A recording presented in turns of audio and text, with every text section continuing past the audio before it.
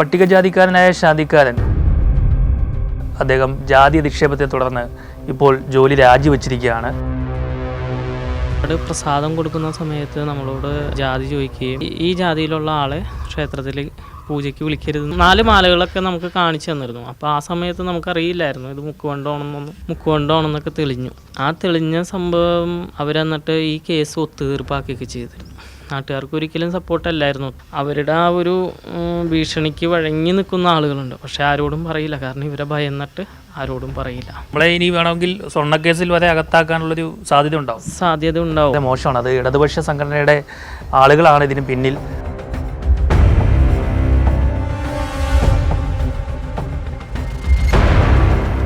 നമസ്കാരം. പട്ടികജാതിക്കാരനായ ശാന്തിക്കാരൻ 4 മാസമായതേ ഉള്ളൂ തിരുവിതാംകൂർ ദേവസ്വം ബോർഡിൻ്റെ ജോലിക്കാരനായി കയറിയിട്ട്. അദ്ദേഹം ജാതി അധിക്ഷേപത്തെ തുടർന്ന് ഇപ്പോൾ ജോലി രാജിവെച്ചിരിക്കുകയാണ്. വാതുറക്കാവ് ക്ഷേത്രത്തിലെ ശാന്തിക്കാരനായ PR വിഷ്ണു ആണ് രാജിവെച്ചിരിക്കുന്നത്. അദ്ദേഹം നമ്മോടൊപ്പം ചേരുകയാണ്. തിരുമേനി, എന്താണ് ഇങ്ങനെ ഒരു ജാതി അധിക്ഷേപം നേരിട്ടു, പിന്നെ രാജിവെച്ചു, എന്താണ് ഇതിനുള്ള അടിസ്ഥാനം? ഇത് 2024 നവംബർ 14-ാം തീയതി ഞാനിവിടെ തത്തപ്പള്ളി ഭഗവതി ക്ഷേത്രത്തിൽ, ദേവസ്വം ബോർഡിൻ്റെ തന്നെ ഭഗവതി ക്ഷേത്രത്തിൽ പകരം വ്യവസ്ഥയിൽ ജോലിക്ക് പോയിരുന്നു. അവിടെ അന്ന് രാവിലെ തൊഴാനായിട്ട് സമീപവാസിയായിട്ടുള്ള ഒരു വ്യക്തി തൊഴാനായിട്ട് അമ്പലത്തിൽ വരികയും ആ വ്യക്തി എനിക്കെതിരെ ജാതി അധിക്ഷേപ കേസ് കോടതിയിൽ ഇപ്പോൾ നടന്നുകൊണ്ടിരിക്കുകയാണ്. അതിനെതിരെ ഇപ്പോൾ പോരാടിക്കൊണ്ടിരിക്കുകയാണ്. ജാതി അധിക്ഷേപം നടത്തിയാണ്. ജാതി അധിക്ഷേപം നമ്മളോട് ജാതി അധിക്ഷേപം നടത്തി. ആ കേസ് ഇപ്പോൾ കോടതിയിൽ നടന്നുകൊണ്ടിരിക്കുകയായിരുന്നു. എന്ത് പറഞ്ഞാണ് ജാതി അധിക്ഷേപം നടത്തിയത്? അത് വഴിപാട് പ്രസാദം കൊടുക്കുന്ന സമയത്ത് നമ്മളോട് ജാതി ചോദിക്കുകയും എന്നാൽ ഈ ജാതിയിലുള്ള ആളെ ക്ഷേത്രത്തിൽ പൂജയ്ക്ക് വിളിക്കരുതെന്നൊക്കെ നമ്മളോട് ഡയറക്റ്റായിട്ടല്ല, മറ്റൊരു അവിടുത്തെ ജീവനക്കാരനോട് പറയുമായിരുന്നു. പിന്നെ ആ പ്രസാദം അദ്ദേഹം സ്വീകരിച്ചില്ല. പിന്നെ അത് കേട്ട് കഴിഞ്ഞപ്പോൾ നമുക്ക് വളരെയധികം മാനസികമായിട്ട് ഓരോ ബുദ്ധിമുട്ടുകൾ ഉണ്ടായിരുന്നു. കാരണം ഒരിക്കലും ഈ പറഞ്ഞ പോലെ നമ്മൾ ഈ പകരം വ്യവസ്ഥയിലും ഒക്കെ 1 വർഷ കാലയളവിൽ ഇവിടെ അടുത്ത് നീർക്കോളി ശിവക്ഷേത്രത്തിലൊക്കെ ഇങ്ങനെ ശാന്തിവൃത്തി ചെയ്യുന്ന സമയത്ത് നമുക്ക് പിന്നെ ഈ കാലഘട്ടത്തിൽ ഇങ്ങനെ ഒരു സംഭവം നിലനിന്ന് പോകണമെങ്കിൽ അതില്ലാതാക്കുക എന്നുള്ള രീതിയിലായിരുന്നു. നമുക്ക് സപ്പോർട്ടായിട്ടായിരുന്നു നമ്മുടെ സമൂഹം നമുക്ക് സപ്പോർട്ടായിരുന്നു. നമുക്ക് എന്തായാലും ഒരു ഇതിൽ വിദ്യാഭ്യാസവും അറിവും ഈ കാലഘട്ടത്തിനോട് അനുകൂലിച്ച് ജീവിക്കുന്ന ആളുകൾ നമുക്ക് സപ്പോർട്ടായിട്ട് തന്നെയാണ് പെരുമാറിയത്. അന്ന് കുറച്ച് ബ്രാഹ്മണ സമൂഹത്തിലുള്ള ആളുകൾ തന്നെ നമ്മളെ നേരിട്ട് കാണാനായിട്ട് വീട്ടിൽ വരികയും നമ്മളോട് പൂർണ്ണ പിന്തുണ അർപ്പിച്ച് നമ്മളോട് സംസാരിക്കുകയൊക്കെ ചെയ്തിരുന്നു. ഇതിനെ തുടർന്ന് ഇപ്പോൾ ഞാൻ സർവീസിൽ കയറുന്ന സമയത്ത് എനിക്ക് തോന്നുന്നു കഴിഞ്ഞ വർഷം നവംബർ 10-ാം തീയതി സർവീസിൽ കയറുന്ന സമയത്ത് നമ്മൾ ഈ ജോലി അതിനു മുമ്പ് പകരം വ്യവസ്ഥയിൽ ജോലി നോക്കിയിരിക്കുന്ന ക്ഷേത്രത്തിൽ നമുക്കെതിരെ വ്യാജ പരാതി ഉണ്ടെന്ന് പറയുകയും ആ പരാതിയെ തുടർന്ന് അന്വേഷണം നടത്തുന്ന കാര്യത്തെ പറ്റിയൊക്കെ ആലോചിക്കാനായിരുന്നു കഴിഞ്ഞ ദിവസം ഞാൻ AC ഓഫീസിലൊക്കെ ചെന്നത്.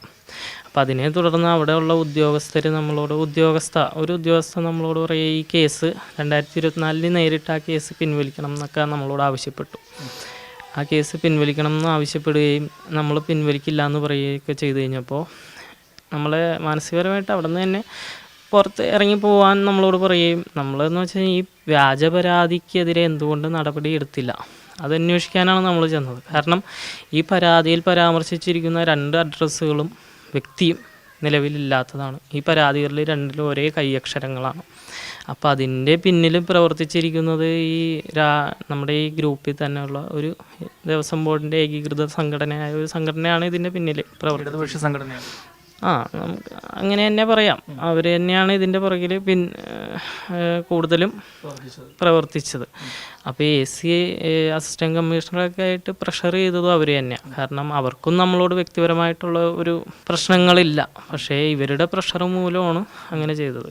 കാരണം ഞാൻ ജോയിൻ ചെയ്ത സമയത്ത് ഈ ക്ഷേത്രം അതിനു മുമ്പേ ഞാൻ ഈ യൂണിയനിൽ ചേരണമെന്നൊക്കെ എന്നോട് ഭീഷണിപ്പെടുത്തിയിട്ടുണ്ടായിരുന്നു. അവർ ഈ പറവൂർ മൂകാംബിക ക്ഷേത്രത്തിലൊക്കെ വന്ന് എന്നെ വിളിച്ചു വരുത്തി അവരെന്നോട് ഭീഷണിപ്പെടുത്തിയിട്ടുണ്ടായിരുന്നു. ഈ യൂണിയനിൽ ചേരണമെന്ന് നമ്മളോട് ആവശ്യപ്പെടുകയൊക്കെ ചെയ്തിരുന്നു. ആ സമയത്ത് ഇവർ തന്നെ പറഞ്ഞു ഇതിൽ ചേർന്നാൽ സമാധാനമായിട്ടൊക്കെ ഈ പറവൂർ ഗ്രൂപ്പിൽ ഈ ക്ഷേത്രത്തിൽ തന്നെ ജോലി മേടിച്ചു തരാമെന്നൊക്കെ നമ്മളോട് പറഞ്ഞിരുന്നു. അതിന് ഞാൻ ജോയിൻ ചെയ്യണ സമയത്ത് ബാക്കിയുള്ള ആളുകളിൽ ജോയിൻ ചെയ്ത എല്ലാവർക്കും അവരാവശ്യപ്പെട്ട സ്ഥലങ്ങളിൽ യൂണിയൻ മേടിച്ചു കൊടുത്തു. നമ്മളുടെ ബാക്ക്ഗ്രൗണ്ട് ഇല്ലെങ്കിൽ നമ്മൾ ആ മുൻപുണ്ടായ ജാതി അധിക്ഷേപത്തിനെതിരെ കേസ് കൊടുത്തതും നമ്മളുടെ ഒരു ബാക്ക്ഗ്രൗണ്ട് ഒക്കെ നോക്കിയിട്ടാണ് അവർ നമുക്കെതിരെ ഇങ്ങനെ ഒരു കള്ളപ്പരാതികൾ ഉണ്ടാക്കുകയും നമുക്കെതിരെ ഇങ്ങനെ ഒരു നീക്കത്തിൽ പോയത്. അപ്പോൾ കഴിയതും ഞാൻ പറഞ്ഞു, ആ ക്ഷേത്രത്തിലെ ജനങ്ങളും ഞാൻ ജോലി ചെയ്തിരുന്ന വെച്ചാൽ ആ പകരം വ്യവസ്ഥയിൽ ദേവസ്വം ബോർഡിൻ്റെ തന്നെ ക്ഷേത്രമാണ്. ആ ക്ഷേത്രത്തിലെ ജനങ്ങളൊന്നും നമ്മളോട് ഇങ്ങനെ മോശമായിട്ടൊന്നും പെരുമാറിയിട്ടില്ല. നമ്മൾ വളരെ ഭംഗിയായിട്ടാണ് ആ ക്ഷേത്രത്തിൽ കാര്യങ്ങളൊക്കെ നോക്കി പോയിരുന്നു വെച്ചത്. ഈ വാതുറക്കാവ് ക്ഷേത്രത്തിൽ എന്താ സംഭവിച്ചത്? വാതുറക്കാവ് ക്ഷേത്രത്തിൽ വെച്ച് ഞാൻ ജോയിൻ ചെയ്യണതിൻ്റെ അന്ന് അവിടെ ഒരു ഇവരുടെ തന്നെ അനുഭാവിയായിട്ടുള്ളൊരു വ്യക്തിയായിരുന്നു അവിടെ പകരം വ്യവസ്ഥയിൽ ജോലി നോക്കിക്കൊണ്ടിരുന്നത് വെച്ചത്. അയാൾ പകരം വ്യവസ്ഥയിൽ ഡെയിലി വേജസ് ആയിട്ടായിരുന്നു ജോലി നോക്കി. ഞാൻ ജോയിൻ ചെയ്യണതിൻ്റെ അന്ന് എനിക്ക് എന്തോ നമ്മൾ സാധനങ്ങൾ അവിടെയുള്ള മാല, സ്വർണ്ണമാല, അവിടെയുള്ള സാമഗ്രികളൊക്കെ ഏറ്റെടുക്കുന്ന സമയത്ത് ഒരു 4 മാലകളൊക്കെ നമുക്ക് കാണിച്ചു തന്നിരുന്നു. അപ്പോൾ ആ സമയത്ത് നമുക്കറിയില്ലായിരുന്നു ഇത് മുക്കുവണ്ടമാണെന്നൊന്നും, 2 മുക്കുവണ്ടമാണെന്നൊന്നും നമുക്കറിയില്ലായിരുന്നു. പിന്നീട് ഒരു ഭഗവതിയുടെ അനുഗ്രഹം കൊണ്ട് 2 ദിവസത്തിനുള്ളിൽ ഞാനതൊന്ന് നോക്കുകയും ഒരു തട്ടാന നമുക്ക് സംശയം വന്നു കഴിഞ്ഞപ്പോൾ തട്ടാന വിളിച്ച് നോക്കുകയൊക്കെ ചെയ്ത് കഴിഞ്ഞപ്പോൾ അത് മുക്കുവണ്ടമാണെന്നൊക്കെ തെളിഞ്ഞു.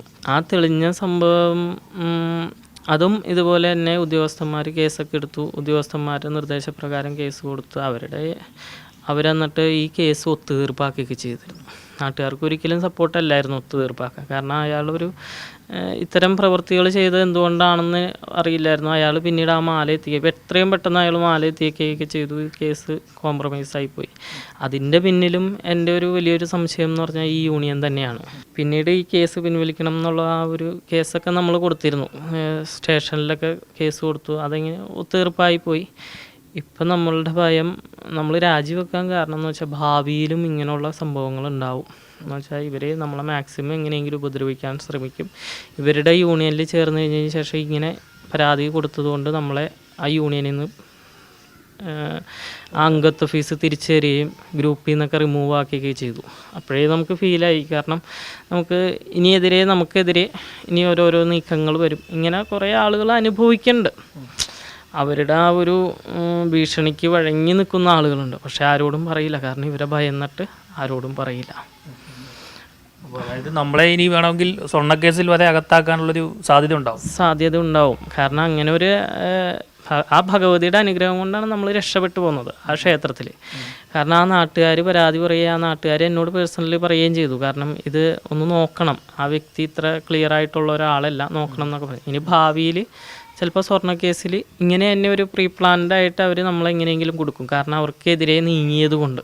അതായത് ഇവിടുത്തെ ബ്രാഹ്മണ സമൂഹത്തിന് യാതൊരു കുഴപ്പമില്ല, ഈ ഇടതുപക്ഷ സംഘടനയ്ക്ക് മാത്രമാണ് ഈ പ്രശ്നം. അതെ, ബ്രാഹ്മണ സമൂഹത്തിന് നമുക്ക് ആ ഒരു കേസ് കൊടുത്ത സമയത്തായാലും നമുക്ക് അനുകൂലമായിട്ട് നമ്മൾ ഈ ജോലി ചെയ്യുന്ന സമയത്ത് നമ്മളെ കാണാഞ്ഞിട്ട് വരെ അന്വേഷിച്ച തിരുമേനിമാരുണ്ട്. കാരണം എന്തുകൊണ്ട് വിഷ്ണു ഇതിൽ നിന്ന് രാജിവെച്ചു എന്നും പിന്നെ വിഷ്ണു അവിടെ എന്താണ് ഇല്ലാത്തതെന്നൊക്കെ അന്വേഷിച്ച ബ്രാഹ്മണന്മാർ ഇല്ലെങ്കിൽ തിരുമേനിമാരുണ്ട്. അവർക്ക് നമ്മളൊരു വ്യക്തിപരമായിട്ടുള്ള ഒരു സ്നേഹവും അടുപ്പവും ഒക്കെയാണ്. അതിൽ ജാതി വെച്ചിട്ടുള്ള ഒരു വിഷയം എന്ന് പറഞ്ഞു കഴിഞ്ഞാൽ ആ മുമ്പുണ്ടായ ഒരു തിക്താനുഭവം.